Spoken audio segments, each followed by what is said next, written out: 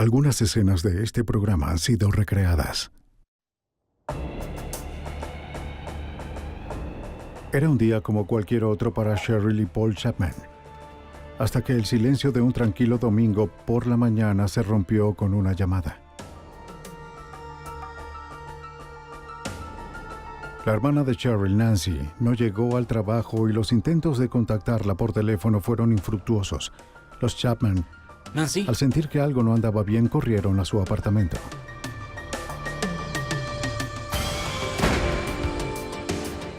La evidencia se acumula, no hay sospechosos evidentes.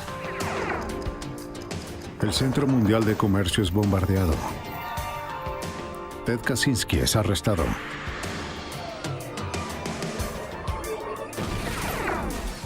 Fugitivo a un prófugo. Los archivos del FBI.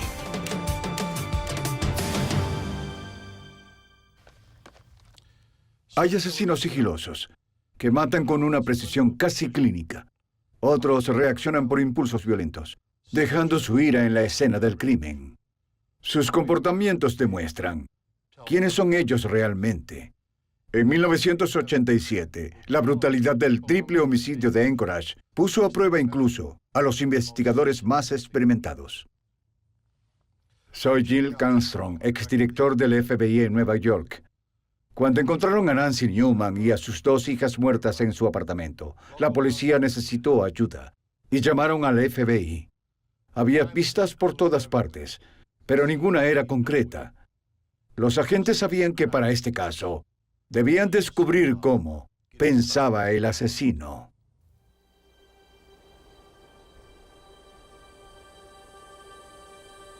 Alaska se encuentra en una zona salvaje. Muerte en Alaska, aparentemente aislada del resto del mundo y sus problemas. Sus habitantes están unidos por la belleza de sus paisajes y el respeto mutuo por la naturaleza autosuficiente de la comunidad.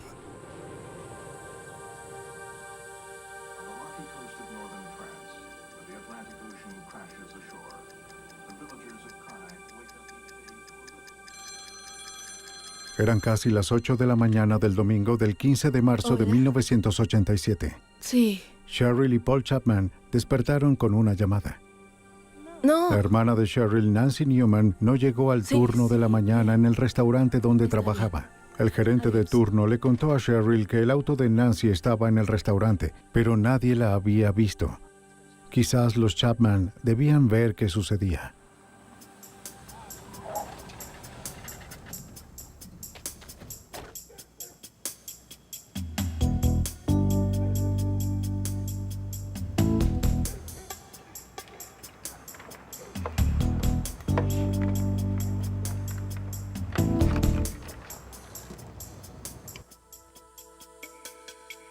Cuando Paul y Cheryl llegaron al apartamento de Nancy, sintieron que algo estaba mal.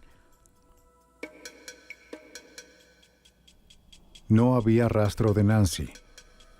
Sus dos hijas, Melissa, de 8 años, y Angie, de 3 años, no estaban en el lugar.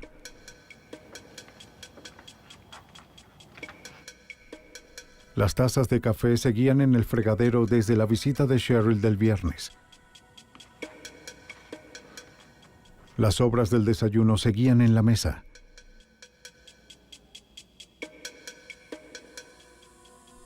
La lata de propinas de Nancy estaba vacía.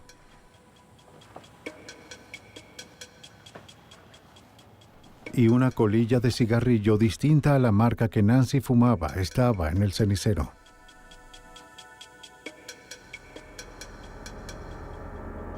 Nancy. Nancy. En la habitación de Nancy, Paul descubrió algo terrible. Encontró a Nancy en la cama, golpeada y sin vida. Paul corrió a las otras habitaciones para buscar a las niñas. Para su horror, encontró a Melissa y Angie brutalmente asesinadas.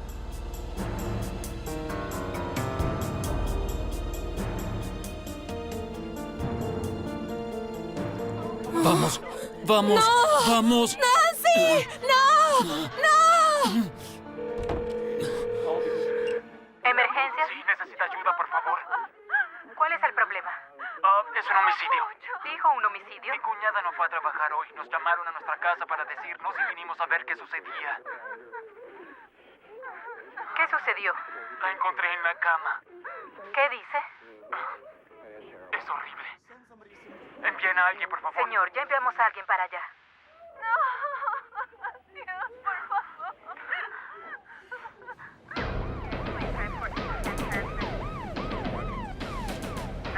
En minutos, los oficiales de la policía de Anchorage llegaron al apartamento de Newman.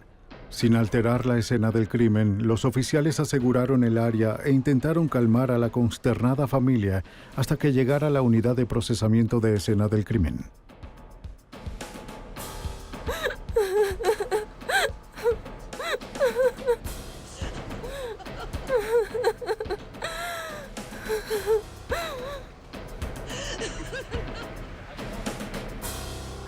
¿Es ella?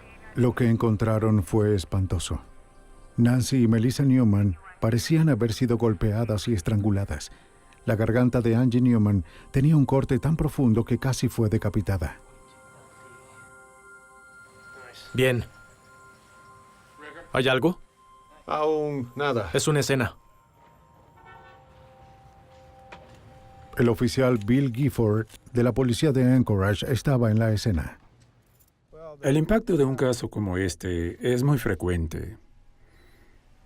Es difícil expresarlo en palabras.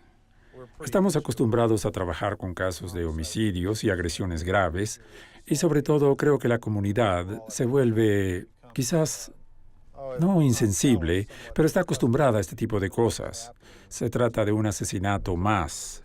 Sin embargo, las personas no están preparadas para algo de esta magnitud. Los asesinatos fueron tan terribles que incluso perturbó a los oficiales experimentados. Es impactante para el público y también afecta a los investigadores y oficiales que trabajan en el caso porque no están acostumbrados a ver, como lo mencioné, cosas de esa magnitud. El cuerpo de Nancy Newman estaba sobre su cama con su bata levantada hasta el pecho. Tenía abrasiones en su nariz, mentón y frente, y una de sus rodillas estaba lastimada. Había manchas de sangre al pie de la cama. Y un par de guantes color verde oliva en la cómoda. Sí, estas son las huellas y... Bill está allá arriba. Estamos... Bien. Encontraron a Melissa Newman de espaldas en medio de su habitación. Tenía una funda de almohada ensangrentada bajo su cuello. Otra funda de almohada ataba sus brazos. 0999. Angie Newman, de 3 años, yacía en una piscina de sangre en el piso de su habitación, rodeada por Algunos sus libros disparos a su favoritos. cara. Hay una mancha de sangre ahí. Alguien estuvo ahí. Los patrones de manchas de sangre suelen dar pistas. Las posiciones de la víctima y el asesino. Los movimientos de las víctimas. Y el número de golpes pueden ser reconstruidos por un investigador experimentado. En este caso en particular, eso nos ayudó a establecer el orden de los sucesos. Las manchas encontradas en la cama de Nancy Newman sugieren que ella y Melissa En este caso en particular, eso nos ayudó a establecer el orden de los sucesos. fue llevada a su habitación y asesinada allí.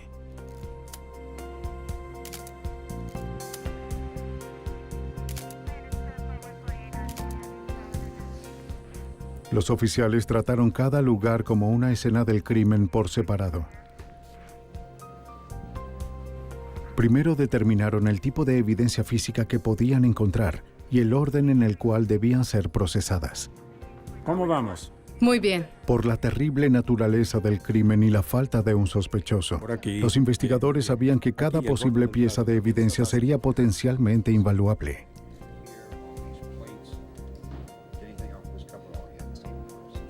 Genial, es grandioso.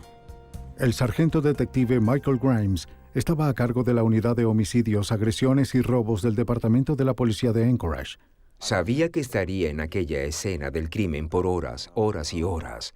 Esto es lo que de inmediato identificamos como un caso forense. No desordenaron mucho la escena cuando encontraron los cuerpos. Fuimos afortunados en ese aspecto.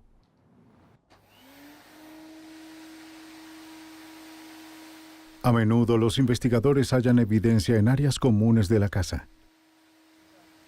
A veces las fibras y cabellos debajo de las alfombras pueden ayudar a encontrar al sospechoso. Para una cobertura total, los investigadores dividieron cada habitación en cuadrantes y aspiraron cada sección. Para comenzar con la meticulosa tarea, los investigadores primero deben acordonar un área de 1 metro por 1,5 metros en la habitación. El investigador utiliza una aspiradora común con un filtro especial adaptado. A medida que se aspiran los restos del piso, estos viajan por un pequeño tubo hasta un punto de recolección. Allí quedan atrapados en papel de filtro limpio. Una vez que el cuadrante de la habitación ha sido revisado, se retira el filtro y se coloca en un contenedor de evidencias.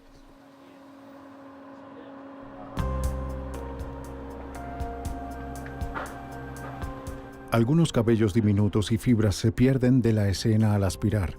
Por eso se utiliza un láser argón portable, el cual hace que los cabellos y fibras puedan fluorecer al estar expuestas a la luz del láser.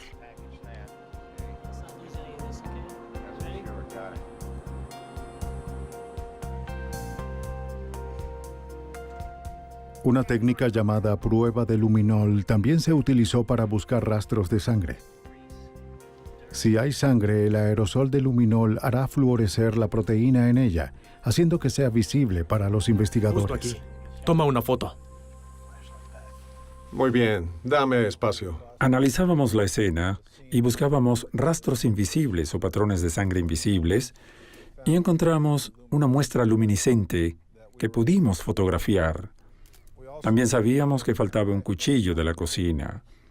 Tomamos uno de ellos del juego de cuchillos y encontramos que coinciden en longitud y anchura a la muestra de luminol que teníamos. Adelante, revisa el baño. El aspecto de la escena indicaba que el asesino tomó a las víctimas por sorpresa. Primero déjame revisar esto antes de que lo empaques. Veamos qué hay adentro. Al parecer, la rutina matutina de Newman de repente fue interrumpida, quizás indicando que ellas conocían al asesino. Bien, excelente. Buen trabajo. Una gran incógnita fue el incentivo. En la escena, Cheryl le dijo a la policía que Nancy no tenía enemigos. Como camarera era popular entre sus colegas y clientes, amigable sin ser insinuante. ¿Y cuál motivo explicaría la ira impuesta sobre las niñas Melissa de 8 años y Angie de 3 años? ¿Se divirtieron? Sí, nos divertimos. Un robo era poco probable. Para los investigadores era obvio que el apartamento no había sido saqueado ni desordenado. Los investigadores tuvieron dificultad para encontrar una pista sólida. Sí, ocurrió de esa forma. Pediremos una... El detective Bill Reader manejó el caso desde el principio. La pista inicial se obtuvo de la misma escena al encontrar que la entrada no fue forzada. Eso nos llevó a buscar a personas que tenían acceso al apartamento y que conocían a las víctimas. De inmediato comenzaron los interrogatorios. Vecinos, familiares y amigos, cualquiera que pudiese tener información. El trabajo era encontrar a alguien que hubiese visto cualquier cosa inusual, a algún extraño en el área, que hubiese oído algo extraño, que hubiese visto a alguien cargando cosas, cualquier cosa que nos ayudara a enfocarnos en algún sospechoso. Los miembros de la familia casi siempre son sospechosos al inicio de la investigación.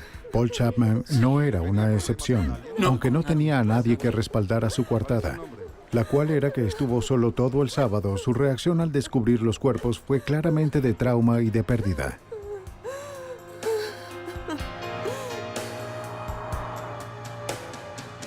Los investigadores hablaron con las personas cercanas a la familia y descubrieron que Nancy Newman estaba felizmente casada con John Newman, el padre de sus hijas.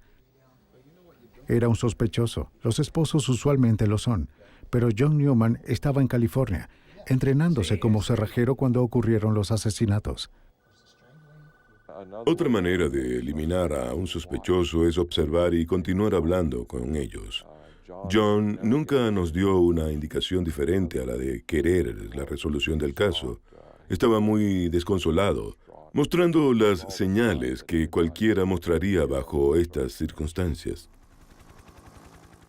Ya que los Newman vivían en un complejo de varios apartamentos, el detective Grimes sabía que entrevistar a los vecinos en el área cercana sería una tarea difícil. Era un apartamento de un complejo de varias unidades, ubicado en un área particular del pueblo, que estaba rodeado por unos apartamentos de varias unidades y literalmente estábamos viendo cientos de viviendas en esa zona. La unida comunidad de Anchorage quedó impactada por la brutalidad de los asesinatos. Los investigadores policiales, sin tener experiencia en crímenes de esta magnitud, se hacían la pregunta más aterradora de todas. ¿Podría ser un asesino en serie? La policía se sentía presionada para trabajar rápido. ¿Qué tipo de persona cometería este crimen? ¿Existía algún significado en la forma en que estas personas fueron asesinadas que pudiese darnos pistas de a quién estábamos buscando? Y de forma inmediata, yo diría que en 1 o 2 días obtuvimos gran ayuda del FBI. Rápidamente los investigadores se dieron cuenta que necesitaban determinar el tipo de individuo responsable por los asesinatos. Fueron con la unidad de análisis del comportamiento del FBI en Quantico, Virginia. El agente especial Jude Ray recibió la llamada. Como perfilador de la unidad, el trabajo de Ray era asistir a los investigadores en la búsqueda de los peores asesinos de los Estados Unidos. Para hacerlo, Ray debía entender la manera de pensar de los asesinos. Buscábamos los actos y acciones de los individuos después de lo ocurrido e intentábamos predecir el tipo de personalidad, por así decirlo, de una vista compuesta de qué tipo de ser humano pudo haberlo hecho. A través de evaluaciones detalladas de las fotos y reportes policiales de la escena del crimen, Ray le suministró a los investigadores una descripción psicológica del asesino. Es una escena del crimen desorganizada. Hablo de baja autoestima, todo el tipo de cosas que diría sobre este tipo de personas, que ha sido, la sociedad lo ha rechazado a través de los años y ahora es su momento de rechazar a la sociedad. Ray le dijo a los detectives de Anchorage que este hecho podría repetirse. Este incidente en particular lo alarmó mucho, en particular por ser 3 víctimas al mismo tiempo que eran niñas, que en mi opinión también dijo, necesitamos trabajar en esto de inmediato porque al parecer esta persona está fuera de control y existe la posibilidad de que lo vuelva a hacer en un futuro no muy lejano. Gracias a la autopsia, los investigadores descubrieron que Nancy y la niña de 8 años, Melissa Newman, habían sido abusadas sexualmente. Basándose en esta información y las características del crimen, Ray concluyó que este criminal violento podría tener una historia de abusos sexuales. Sería un hombre blanco de entre 20 y 25 años, un fracasado. A raíz de las conclusiones de Ray, los investigadores comenzaron a reducir la lista de posibles sospechosos. Entre ellos estaba un joven que recién se mudaba a pocos metros del apartamento de los Newman. La policía también interrogó a Kirby Anthony, el sobrino de 23 años de John Newman. Anthony tenía una coartada para la mañana del sábado del 14 de marzo, pero el vecino no. La enorme ira infligida en ellas, que casi decapitó a la niña de 3 años de edad, implica para mí que no hay algo en mi mente que pueda darme un motivo suficiente que explique toda esta ira proveniente de un extraño. La insistencia de Ray al decir que el asesino conocía a las víctimas hizo que los investigadores desviaran su atención del hombre que vivía cerca. Los vecinos y amigos de los Newman confirmaron que el joven no conocía a Nancy Newman ni a sus hijas. Ya que hablé sobre la familiaridad, alguien cercano a la familia, alguien que la conocía, alguien que tenía algún tipo de relación con ella, quizás alguien que fue rechazado por ella. De hecho, dijeron que había un sobrino que les venía a la mente.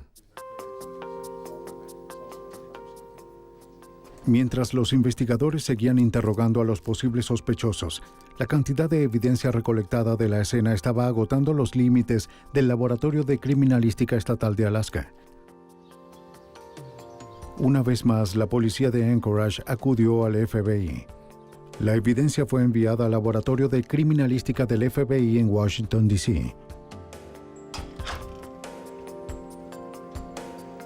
El caso fue entregado al experto en cabellos y fibras, Doug Diedrich. Diedrich comenzó clasificando la evidencia buscando algo que vincule a un sospechoso: cabellos, fibras, partículas de vidrio, tierra, pintura. Lo que sea que haya podido trasladarse durante el contacto violento del asesino con sus víctimas. En total, creo haber revisado entre 300 y 400 objetos recolectados en la escena del crimen de las víctimas, de la eliminación, muestras de distintas personas como sospechosos, familiares o posibles conocidos. Las fibras son extrañamente difíciles de rastrear, y como nadie sabía qué vestía el asesino durante el homicidio, no había ninguna base para comparar las fibras recolectadas. La diversidad que existe es infinita.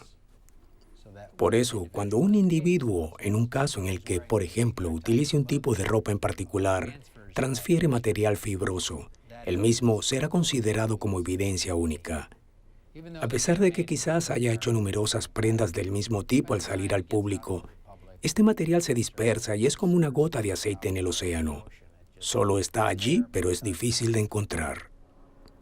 Diferentes fibras, llegando a ser una cantidad de evidencia menor a un dedal, fueron recolectadas en todo el apartamento de Newman. Sin embargo, la experiencia de Diedrich en traslado de fibras le permitió reconstruir los movimientos del sospechoso durante el crimen, dándole a los investigadores una imagen más clara de lo que en realidad ocurrió en el apartamento.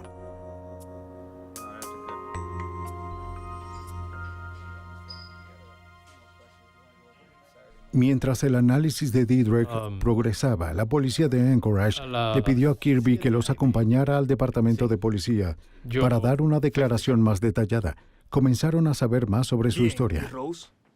Anthony y su novia se habían mudado de Twin Falls, Idaho, a Anchorage hacía 18 meses. Ambos vivieron en la casa de los Newman por un tiempo, pero se les pidió irse cuando encontraron trabajo en un barco de pesca.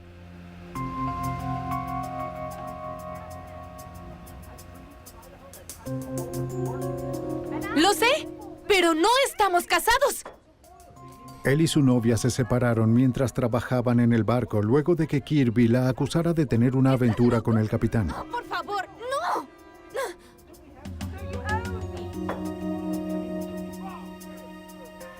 Sus compañeros lo describían como irracional e inestable después de la ruptura. Se enfrentó con el capitán y fue despedido.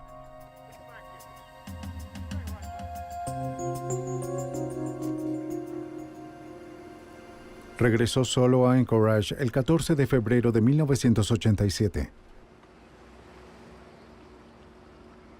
Sin tener otro lugar a donde ir, Anthony tomó un taxi desde el aeropuerto hasta la casa de los Newman.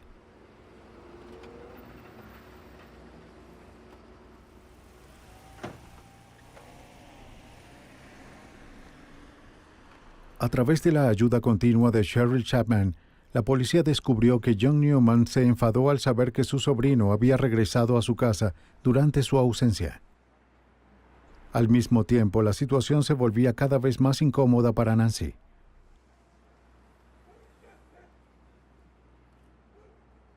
Luego de unas semanas, le pidió a Anthony que se fuera.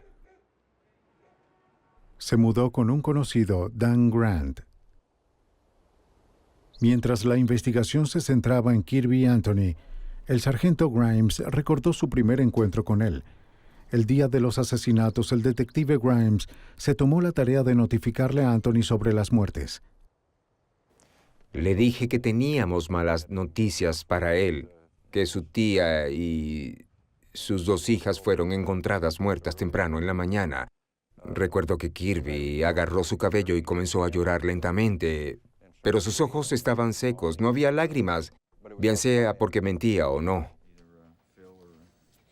La conducta de Anthony no era de luto por un familiar, pero Grimes sabía que el extraño comportamiento de Anthony no justificaría un arresto. Sin embargo, el reporte de la autopsia los hizo sospechar aún más. Los resultados determinaron que los asesinatos ocurrieron entre las 7 de la mañana y las 12 del mediodía del sábado 14 de marzo. Fuimos capaces de demostrar que los asesinatos ocurrieron temprano en la mañana, luego de que las víctimas se habían despertado.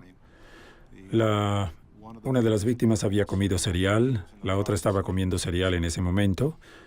La madre estaba bebiendo una taza de café. Establecer la hora de las muertes hizo que la coartada de Anthony fuese irrelevante, la cual era que estuvo en una fiesta hasta el sábado en la mañana.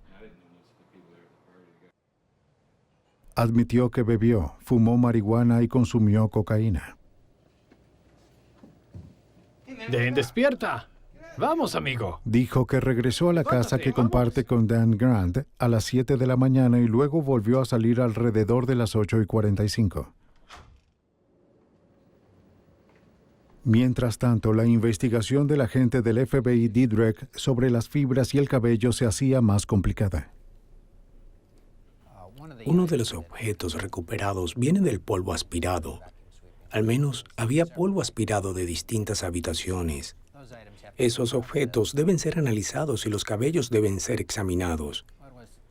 Creo que fue la cosa más difícil de este caso. Fue identificar cada cabello encontrado en la residencia. Y comúnmente eso no se hace. Realmente hay muchos cabellos con los cuales trabajar. Pero en este caso, hacerlo fue una tarea monumental y laboriosa de todo el equipo. Cada cabello muestra sus características peculiares bajo un microscopio, haciendo posible rastrear su posible origen. El hecho de que los cabellos se diferencian en cada persona es evidente cuando amplías estas características unas 250 o 400 veces. Para examinar las fibras y los cabellos encontrados en la escena, Didrek utilizó 2 microscopios de comparación de alta intensidad conectados por un puente óptico, uno para los materiales reconocidos y otro para los que faltaba identificar.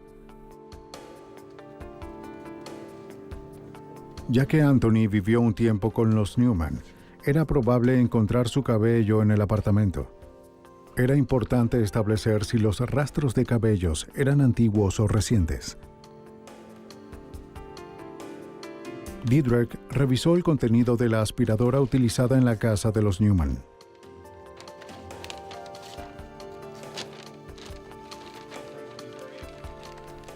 Debido a las grandes cantidades de cabello y elementos encontrados en la bolsa, tuve que examinar la bolsa desde diferentes puntos de vista, es decir, qué material se depositó o aspiró recientemente.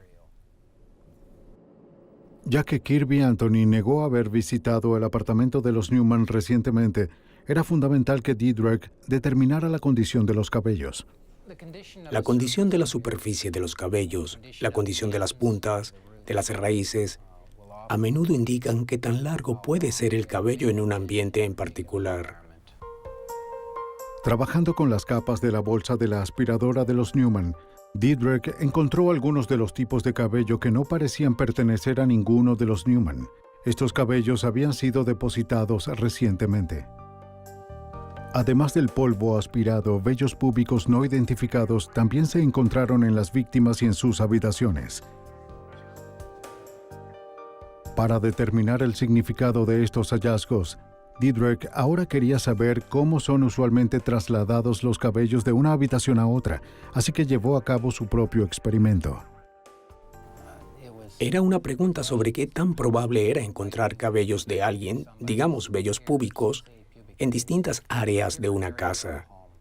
Así que diseñé un pequeño experimento llevando a mi casa una aspiradora, la de la escena del crimen, y aspiré en 4 habitaciones por un periodo de 2 semanas, al mismo tiempo todos los días, solo para ver qué tipo de cabellos podría encontrar. Me enfoqué principalmente en vellos púbicos. Didrek conservó el material de cada limpieza. Luego comparó los cabellos de esas limpiezas con sus propios cabellos. Didrek pudo concluir que los vellos se trasladaron de habitación en habitación en su mayoría, pegándose en las medias o a la ropa. Los cabellos depositados al inicio de su experimento estaban más profundos en los escombros de la aspiradora y por eso más dañados. Los depositados recientemente no lo estaban. Fue un hallazgo significativo para Didrek, debido a que Cheryl le dijo a la policía que Nancy aspiró su casa el viernes. Los cabellos no identificados que se encontraron fueron depositados justo al momento de los asesinatos.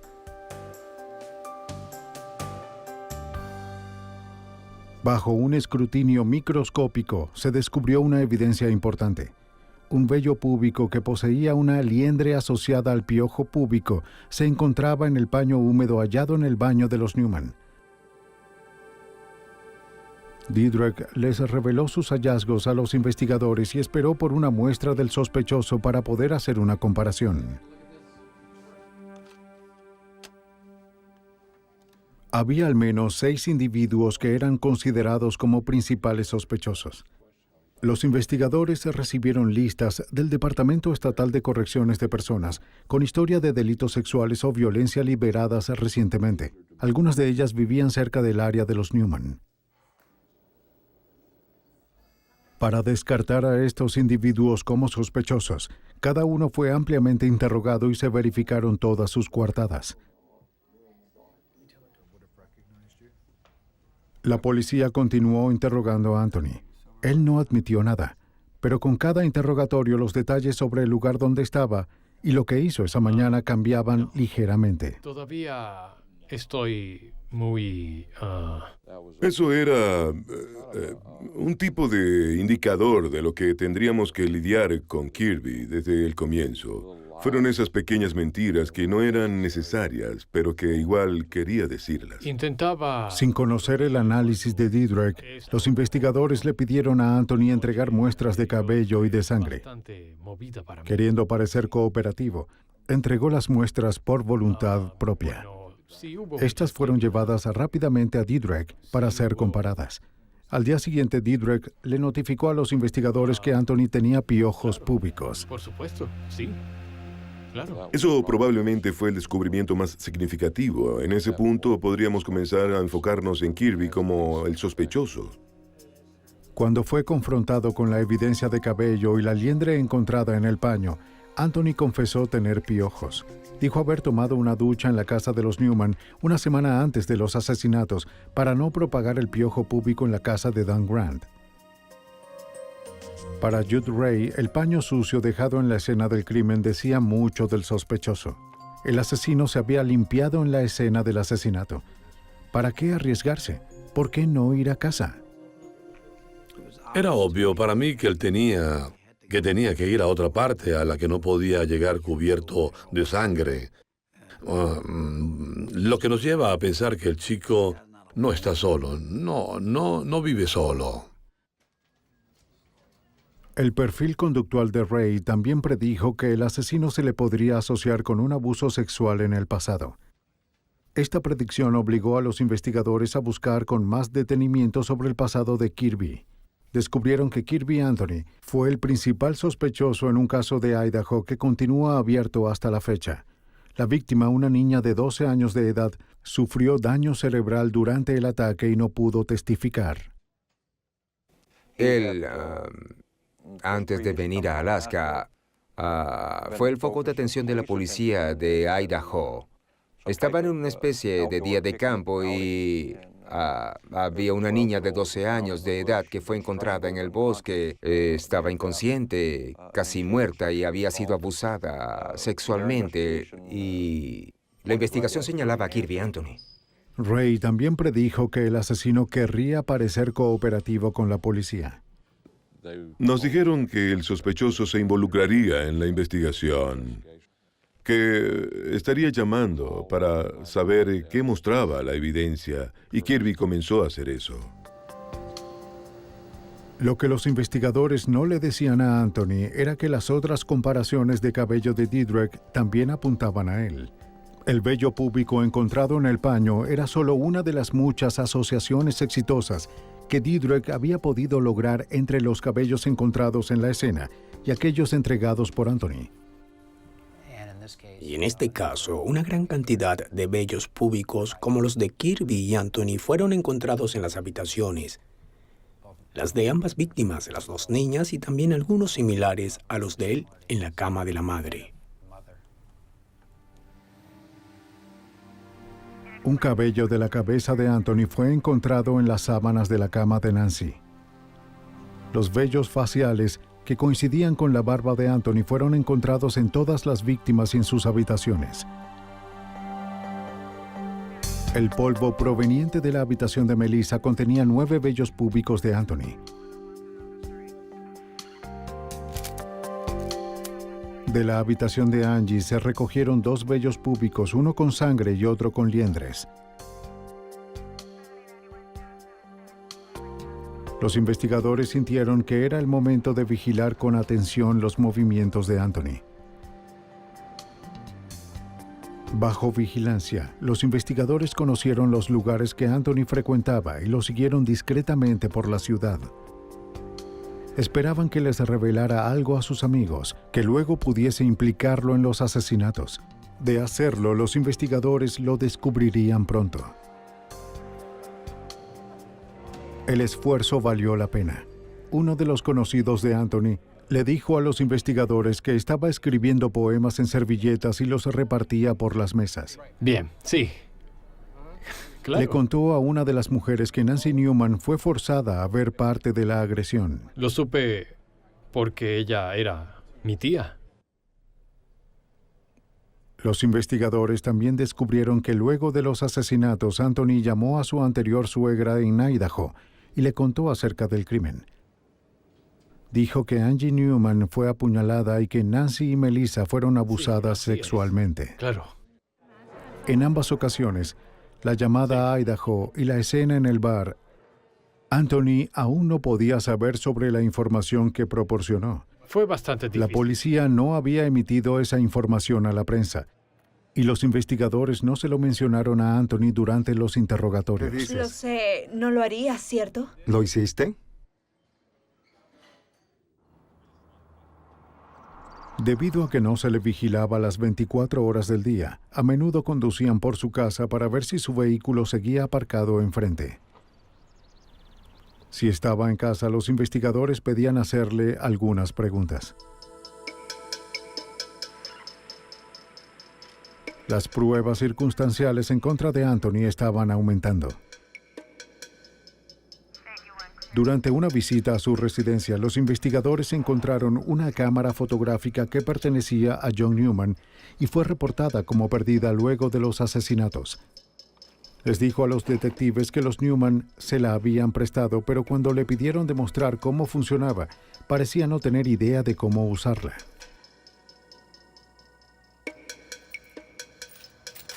Otro objeto perdido de la casa de los Newman parecía guiarlos hacia Anthony. El dinero extraviado proveniente de la lata de galletas que solo contenía monedas. 3 amigos de Anthony le contaron a la policía que lo habían visto envolviendo monedas o pagando con fajos de monedas. Luego estaban las huellas. La huella palmar de Anthony fue encontrada en la pared sobre la cama donde Melissa Newman fue abusada. Las huellas halladas en la lata de galletas sobre la mesa de la cocina coincidían con las de Anthony. También encontraron sus huellas en el armario de la sala y en la puerta principal del apartamento. Otro lugar en donde hallamos las huellas de Kirby fue en la parte trasera de la puerta de la habitación de la madre. Una vez más, su posición era tan significativa que nos llevó a creer que quizás alguien intentaba escapar de la habitación. Y él ya tenía otras evidencias en su mano. Cerró la puerta con fuerza, dejando no solo sus huellas, sino también otras evidencias que fueron encontradas en la escena. La evidencia era abrumadora. En el largo mes de investigación, cada sospechoso fue descartado excepto por Kirby Anthony. Muchas gracias. Cuando llegó a casa, ¿había alguien ahí? Para los investigadores, era el momento de emitir una orden de captura. Llegó hace 2 meses con su... Judd Ray les advirtió a los investigadores que el asesino intentaría escapar si se sentía demasiado presionado. La creciente intensidad de los interrogatorios policiales puso a Anthony nervioso. ¿Había alguien más ahí? No lo sé. ¿Qué tal, amigo? Judd Ray tenía razón. Anthony le contó a su compañero Dan Grant que se iría del pueblo. Nada, no sé nada. Le pidió no decirle a la policía. Sí, buena suerte, amigo.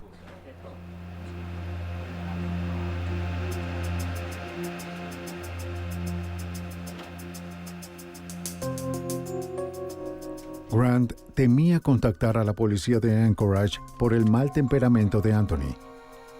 No obstante, finalmente llamó 7 horas más tarde. Bien. Anthony se dirigía a la frontera con Canadá, un viaje de 8 horas en auto. Ya tenía 7 horas conduciendo.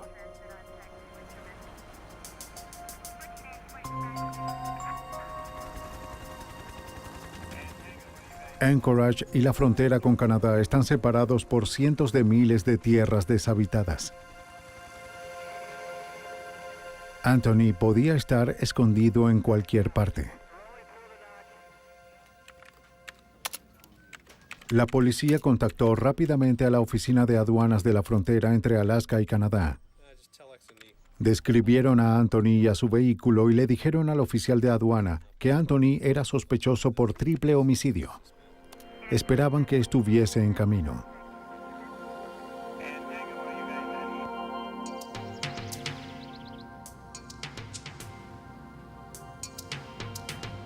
Casi una hora más tarde, Anthony llegó a la oficina de aduanas.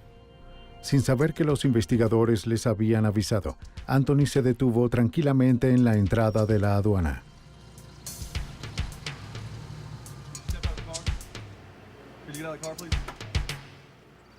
¿Qué ocurre? Fue detenido e interrogado hasta que la Policía Estatal de Alaska llegó. Fue arrestado por conducir con una licencia suspendida y fue regresado a Anchorage. Gracias a todos por la bienvenida. Mientras era entregado a la policía de Anchorage, le leyeron sus derechos y fue acusado. Triple asesinato de primer grado, 2 abusos sexuales y un secuestro consumado. No todo es como parece. Bajo las leyes de Alaska se puede acusar a alguien de secuestro si la víctima fue atada durante la agresión. Melissa Newman había sido atada durante el ataque. Comenzó a gritar, sobresaltado. ¿De qué secuestro hablan? Lo cual nos pareció extraño porque había sido acusado de triple homicidio y de 2 abusos sexuales, pero él gritaba por ser acusado de secuestro. Para ese momento, la evidencia forense estaba tan completa que la policía creía poder reconstruir cómo fueron brutalmente asesinadas Angie, Melissa y Nancy.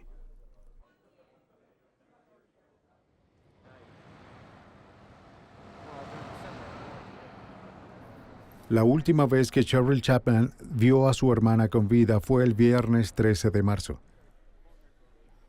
Cheryl, Paul y Nancy habían llegado por separado al restaurante donde Nancy trabajaba para tomarse algo. La hija de Cheryl, Kelly, había llevado a nadar a las hijas de Nancy para que ellos tuvieran la noche libre. Debo irme. Estoy... Paul Chapman debía irse temprano del restaurante para buscar a su hijo, pero planeaba verlas más tarde en el apartamento de Nancy. Buen chico.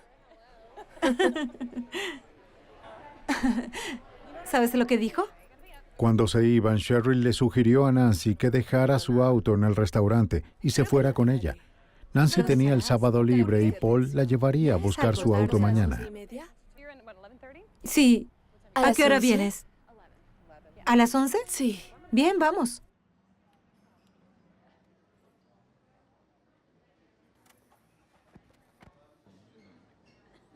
Cheryl, Paul y Nancy terminaron en el apartamento de Newman para esperar a Kelly y a las niñas. Se sentaron, reían y hablaban hasta las 9:45 cuando las chicas llegaron. Kelly les había comprado unas hamburguesas. Cerca de las 10 de la noche, Cheryl y Paul estaban listos para irse. Cheryl ayudó a Nancy a limpiar la mesa y colocó las tazas de café en el fregadero. Angie estaba en pijamas y Melissa había ido a su habitación para irse a dormir. Déjalo allí, yo lo hago. Cuando se despedían, Paul le dijo a Nancy que lo llamara al día siguiente si quería que la llevara hasta su auto. Gracias.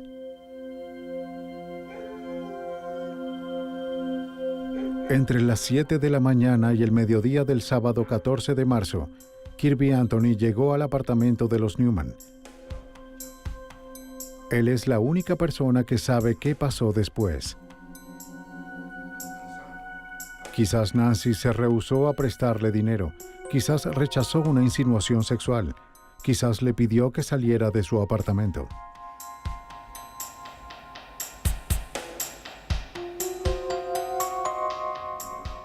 Sea lo que haya sido, su ira explotó.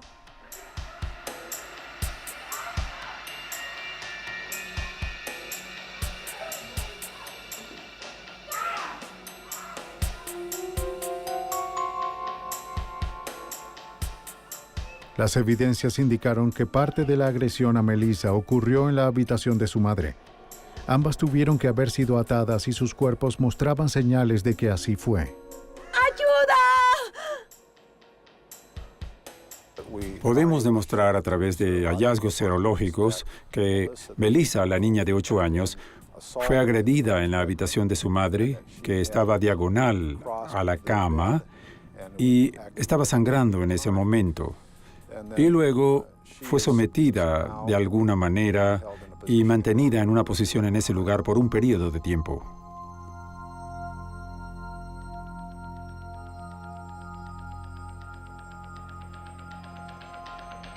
Melissa Newman probablemente presenció la violación y el asesinato de su madre. Luego fue llevada a su habitación donde fue agredida de nuevo y asesinada.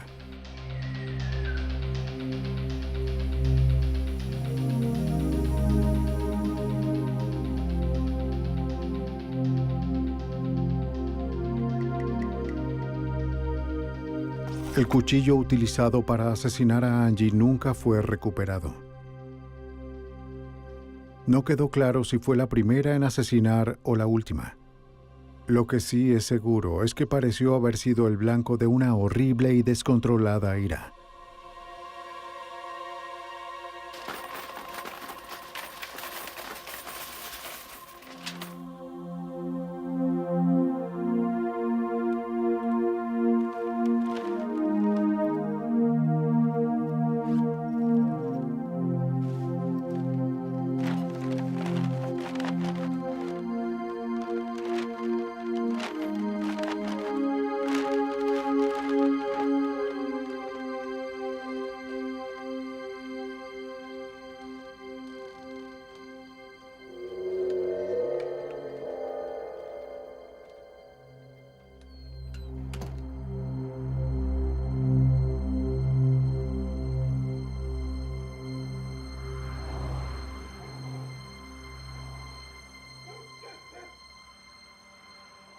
Nancy Newman no llamó al día siguiente a Paul Chapman para que la llevara hasta su auto, ni respondió a su teléfono las muchas veces que su hermana intentó contactarla. En su lugar, los cuerpos de ella y sus hijas fueron encontrados sin vida casi un día después.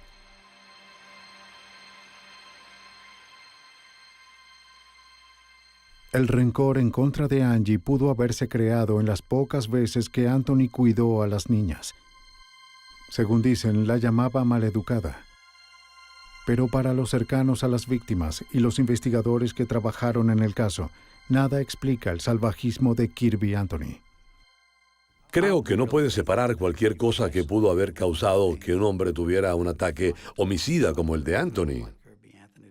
Y la mayoría de las veces creo que Kirby Anthony no sabría decir por qué él haría algo como eso. Un John Newman muy afligido estuvo sentado en completo silencio durante el juicio de su sobrino. Luego de 8 semanas de declaraciones, el jurado llegó a un veredicto el 3 de junio de 1988. Anthony, sin barba, se veía muy confiado mientras esperaba por la decisión.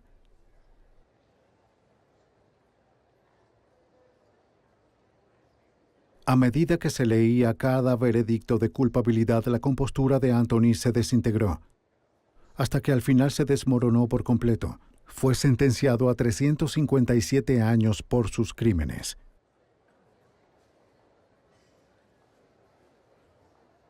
La condena de Kirby Anthony casi representaba un manual de trabajo policial cooperativo. La policía de Anchorage le proporcionó la evidencia recolectada al FBI de una escena del crimen cuidadosamente protegida. Doug Dietrich analizó con cuidado los cabellos y fibras y anticipó las excusas de Kirby Anthony, llevando a cabo su propio experimento en casa para refutarlas. La ayuda de Judd Ray permitió que la policía estuviese a un paso más adelante de los pensamientos y acciones de Anthony, y por primera vez, la declaración de un perfilador del FBI fue aceptada en la corte. Fue un buen caso para tantear el terreno y probar si esto sería o no sería aceptado en nuestro sistema judicial. Y por eso, las consecuencias fueron trascendentales. Eso nos abrió una puerta.